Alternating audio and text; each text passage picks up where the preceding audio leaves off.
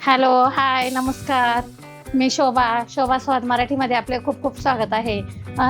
मी आज गावी आलेले आहे आणि हे पहा, तुम्ही बघू शकतात माझ्या सासूबाई इथे किती शांत बसलेले आहे. माझ्या सासूबाईंचं वय आता खूप झालेलं आहे. माझी सूनबाई आहे.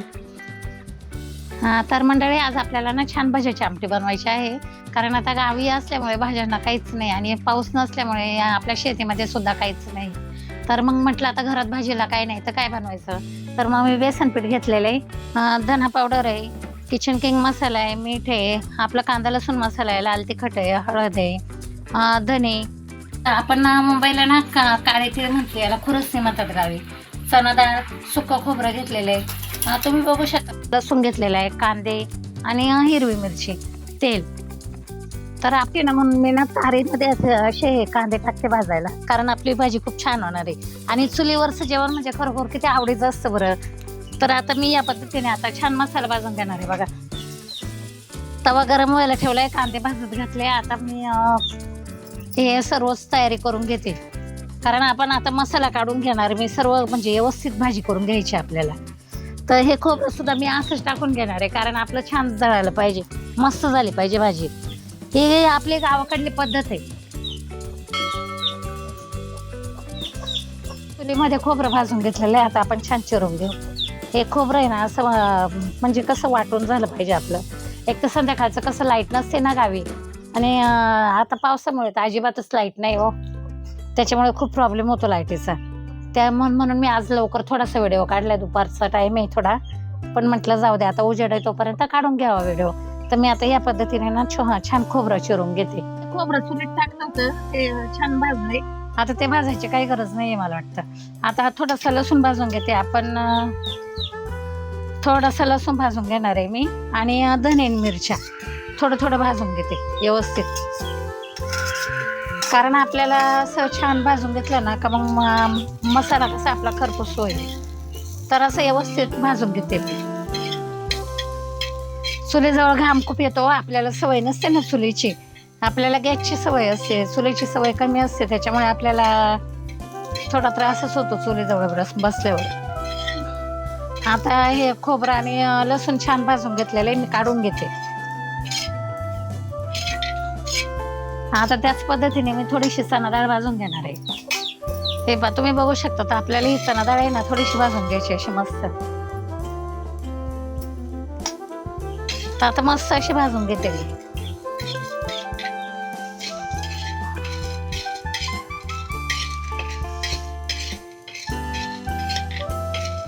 अशा पद्धतीने छान अशी लाल होईपर्यंत ना आपल्याला भाजून घ्यायची.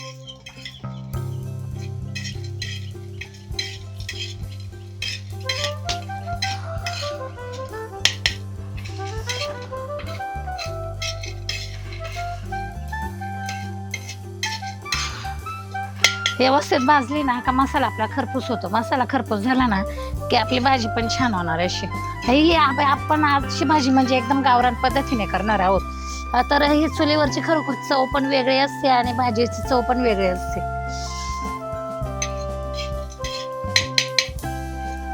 आता आपली डाळ पण भाजून झालेली, मस्त काढून घेऊ.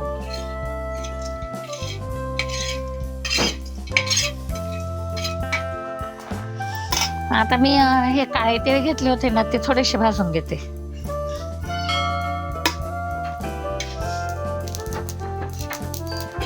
असे चटचट आवाज आला का असे काढून घ्यायचे. पहा बरं, आता चटचट आवाज आला, आता ते घेऊ काढून.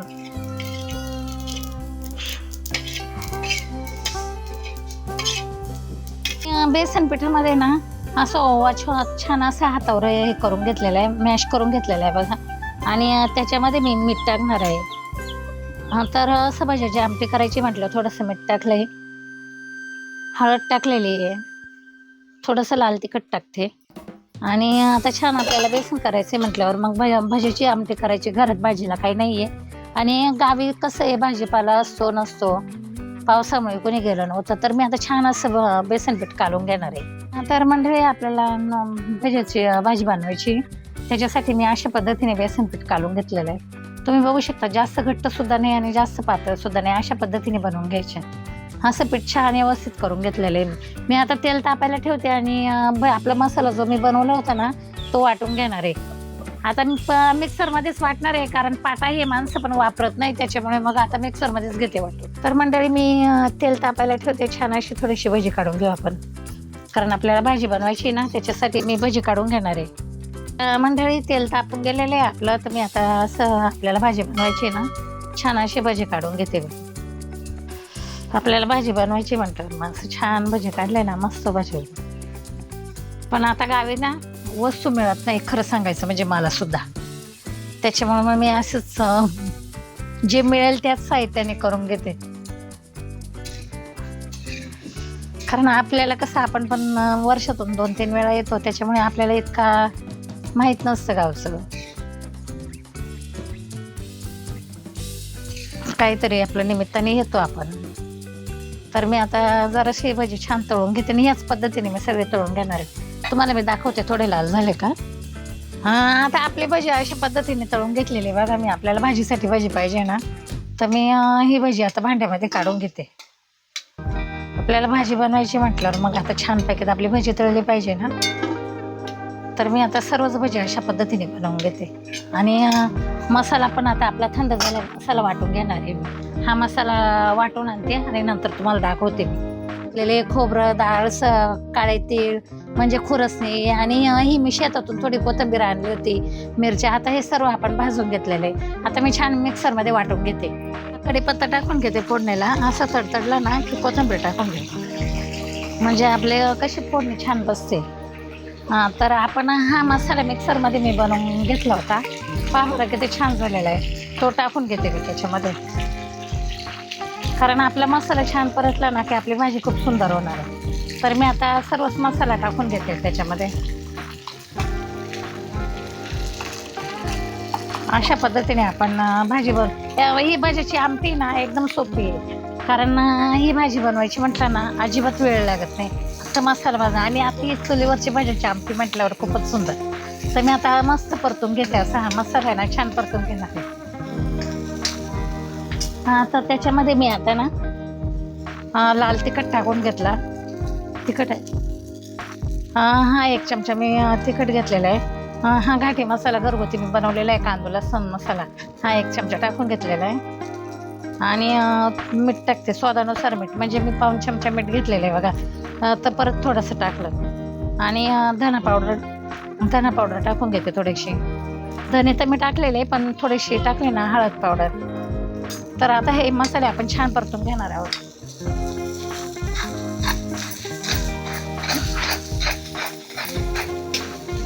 असं छान मसाला परतले ना का भाजी खमंग होते. त्यात आपल्या मसाल्याला तेल किती छान सुटलेलं आहे. आता या मसाल्यामध्ये ना मी पाणी टाकून घेते, कारण आपण जो मसाला वाटला होता ना ते मसाल्याचं वाटण्याचं पाणी टाकून घेणार. आपली काळ्या मसाल्यात भाजीची आमटी खूप छान होते. तर मी मस्त बनवून घेते आता. आता हा मसाला आपण छान परतला होता ना तेलामध्ये. आता याच पद्धतीने मी एकदम व्यवस्थित, म्हणजे आपल्याला आवश्यकतेनुसार पाणी टाकून घ्यायचे, कारण हा मसाला मी छान परतून घेतलाय चुलीवर.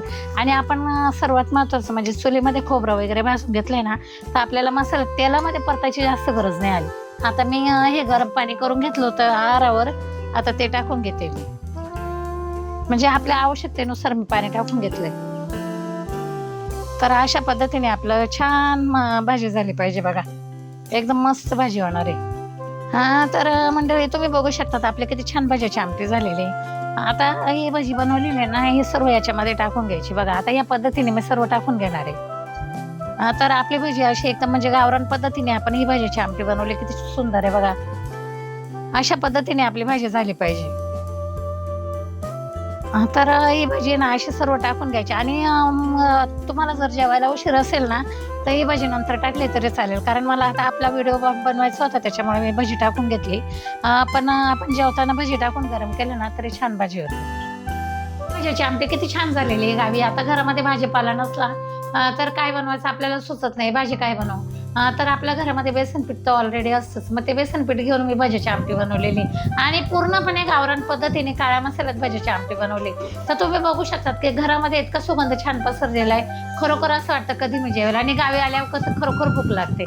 तर मंडळी माझ्या पद्धतीने तुम्ही नक्कीच ही भज्याची आमटी बनवून बघा. कशी झाली ती मला कमेंटमध्ये सांगा. लाईक करा, शेअर करा आणि सबस्क्राईब नक्की करा. बाय बाय, भेटूया पुढील भागात. तुम्ही बघू शकतात मंडळी आपल्या शेतामध्ये ना हे फळं लावलेले आहे. फळं म्हणजे कापूस. आता हे खुरपायचं बाकी राहिलंय कारण इथे शेवऱ्या खूपच उगलेल्या आहे. पण आता आपण पावसामुळे थोडीशी खुरपणी लेट झाली. तर आता हे सर्व परिसर आपल्या गावचा परिसर बघा किती सुंदर आहे. तुम्ही बघू शकतात आता इथं सुद्धा आळूची पानं आम्ही लावली होती. इथं आळूची पानं पहा बरं किती छान आलेली. अशा म्हणजे गावचं वातावरण ते गावचं वातावरण. आता ही आळूची पानं आता मी आळूची पानं तुम्हाला पाठीमागे दाखवली होती, मी गावावरून आणली होती. आता ही तुम्ही बघू शकतात किती छान पानं आहे. म्हणजे गावचं वातावरण एकदम खरोखर खूपच सुंदर असतं. आता इथे बघा मी मका लावलेली आहे, कापूस लावलेला आहे. एकदम वातावरण म्हणजे गावचं खरोखरच खूप छान आहे.